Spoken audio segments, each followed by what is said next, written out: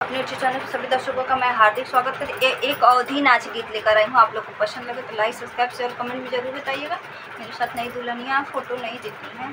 mobile बिना मनवा न लागे राजा, मोबाइल बिना मनवा न लागे राजा,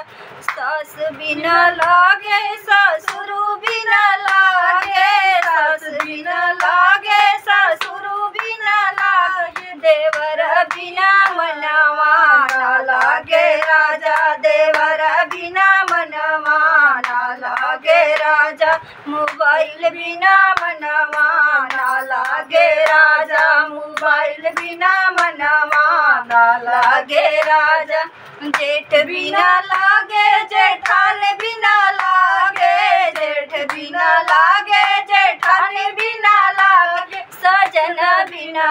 मनवा न लागे राजा, सजन बिना मनवा न लागे राजा, सजन बिना, मोबाइल बिना मनवा न लागे राजा, मोबाइल बिना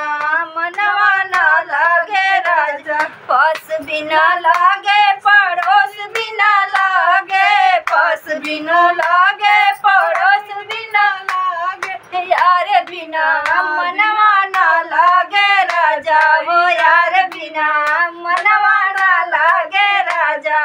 यार बिना मनवा न लागे राजा, मोबाइल बिना मनवा न लागे राजा, मोबाइल बिना मनवा